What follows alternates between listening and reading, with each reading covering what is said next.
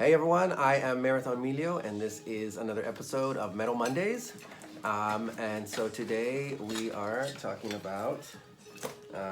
Today we're going to talk about the rock and roll half marathon in Chengdu, China. Here's the medal for that.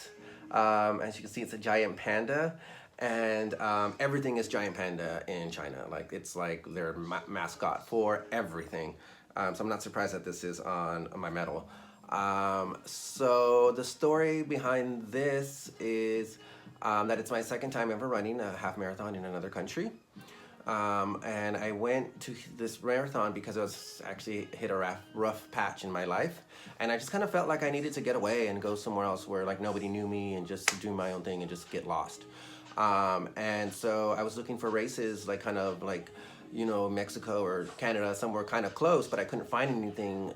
So I expanded my search and I found this marathon, a half marathon in China, Chengdu. And so I looked up airfare and I looked up Airbnbs and the race entry fees, and everything was super affordable. So I kind of just felt like the universe was telling me that I needed to go on this trip.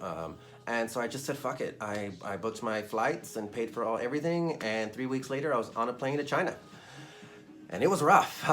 It was so hard the first couple of days.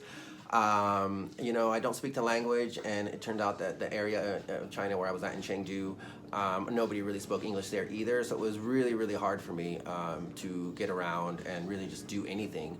And so for a while, I was kind of regretting my decision to go there. But on race day, I went to go pick up my bib. So it was like it wasn't a nighttime run, but it wasn't a daytime run either. It was kind of like afternoon. It was like around 3 or 4, if I remember.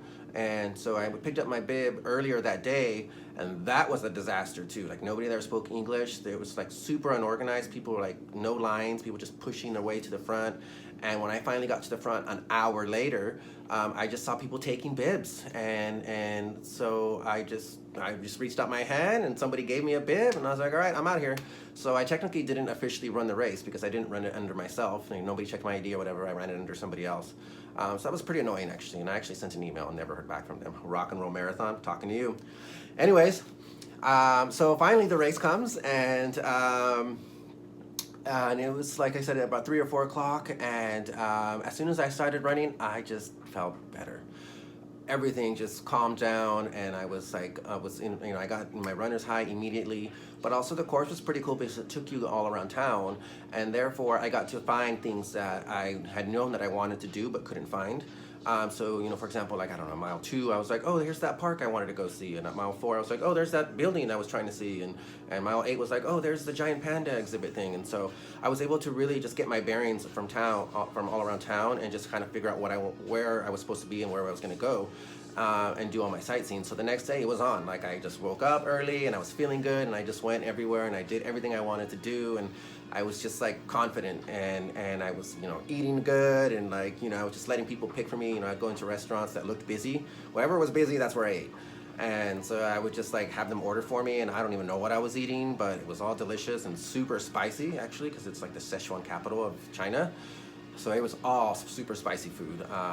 But it all turned around. So yeah, it was a really rough start at first, but in the end, I ended up really enjoying myself and really just having that peace and stuff that I needed, to clear my mind. And it was a great time.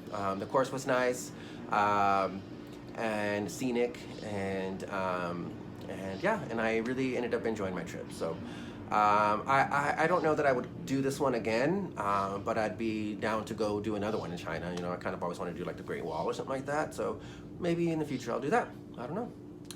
But anyways, here is the medal once again, a giant panda. If you look in its glasses, there's like a reflection of what the panda's looking at, which is an airplane, because it's the United Airlines, and it's also a Chinese building there as well. So yeah, it's pretty cool. It's very detailed, actually. I wish you could really see all the details in it. But yeah, that's it. So yeah, thanks for watching, and I guess I will see you next week.